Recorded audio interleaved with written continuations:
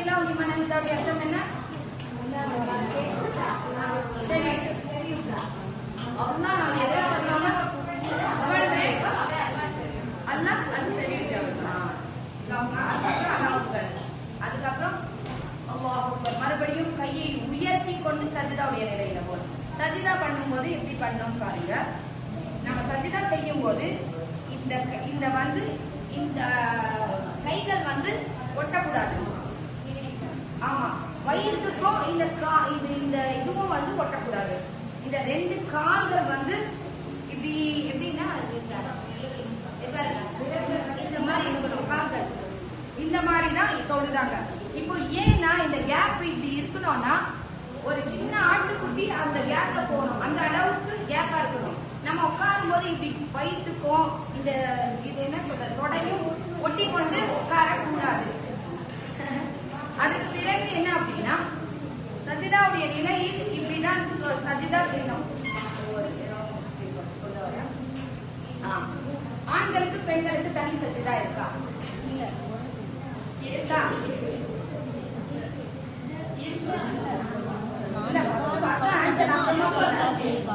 ஆண்களுக்கு பெண்களுக்கு தனி சஜிதா எத்தனை பேர் இருக்குன்றீங்க? எத்தனை பேர் இல்லைன்னு சொல்றீங்க?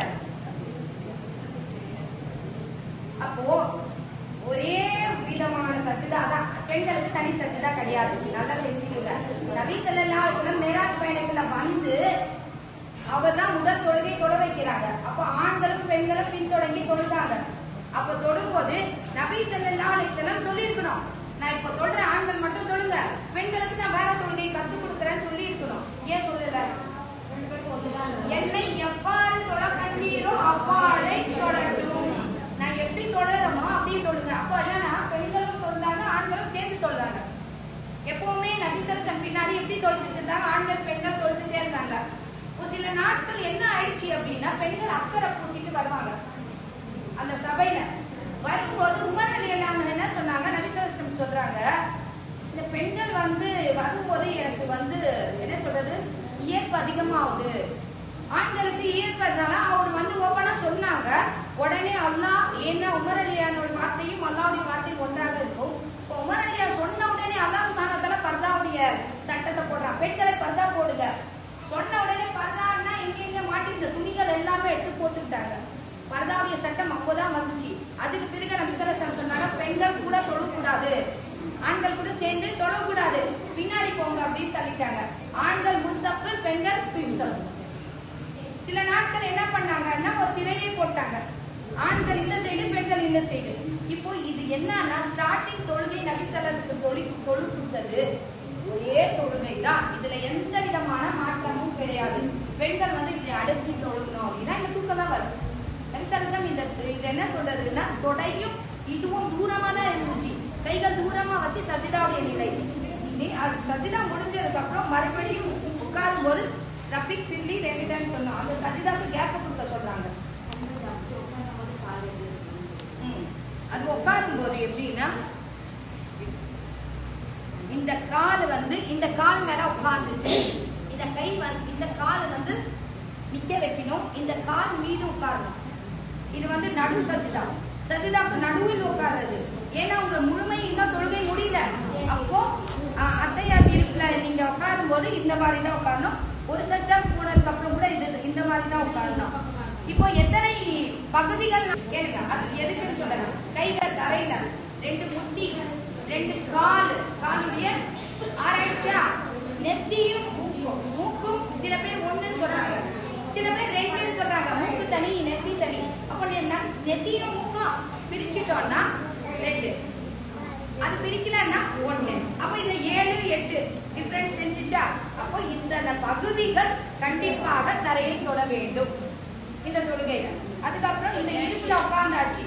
அதுக்கு பிறகு சஜிதாவுக்கு போயிட்டு மறுபடியும் கடைசி இருப்புல எப்படி உட்காரணும்னா நார்மலா உட்காரணும். இது முடிஞ்சிடுச்சு தொழுகை. இப்போ சாதா உட்காரணும்ல இந்த மாதிரி தான் உட்காரணும். இது ஏன் தெரியுமா?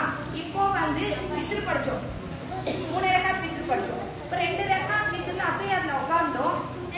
இந்த மாதிரி உட்காரக்கூடாது.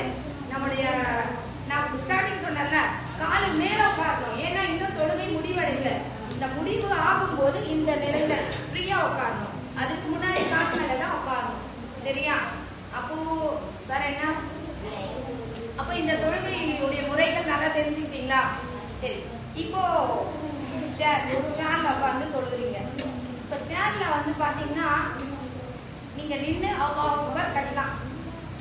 ரொம்ப நோய்வாய்ப்பட்டிருக்கீங்க, என்னால முடியல, நான் உட்கார்ந்தே இருக்கேன் அப்படின்னாலும் உங்களுக்கு சலுகை உண்டு. நீங்க உட்கார்ந்தே தக்பீர் கட்டலாம்.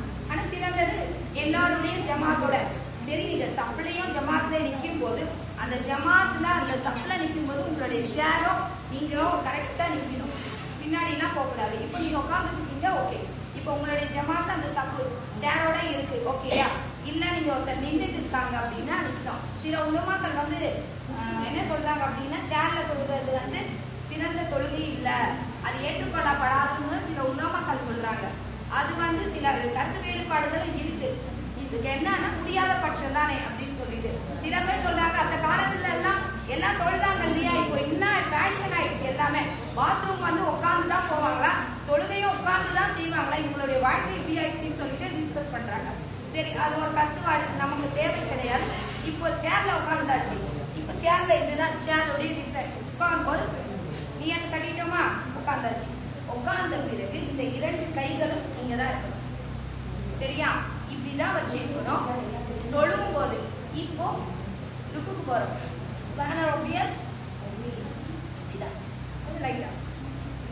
அதுக்கு பிறகு சுப்ஹான ரப்பியல் ஆலா சொல்லும் போது கூட இப்படிதான் கொஞ்சம்.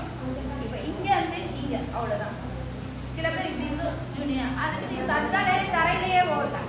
தரையில முடியலன்னு சொல்லிதான் உங்களுக்கு உட்கார்ந்து தொழ சொல்லட்டும். அல்லாஹ் வந்து சொல்ல நின்று தொழ முடியல, உட்கார்ந்து சொல்லட்டும். உட்கார முடியலன்னா படுத்து தொழுக்கும். அப்படி இல்லைன்னா அசைந்தாத்து தொழ வேண்டும். ஆனா தொழுகை தொழுங்கன்னு சொல்லியிருக்காங்க. இப்போ இங்க வந்து இவ்வளவுதான். இப்போ இங்க இப்படி எழுந்துட்டு சும்மா லைட்டா கொஞ்சம் புரியணும், அவ்வளவுதான். இப்படி இப்படி தேவையே இல்லை. சரியா? இந்த மாதிரி இல்லை, ஓகேயா? இது எதுக்கு அப்படின்னா சில பேர் ரொம்ப புரிஞ்சுக்குவாங்க, தேவையில்லை.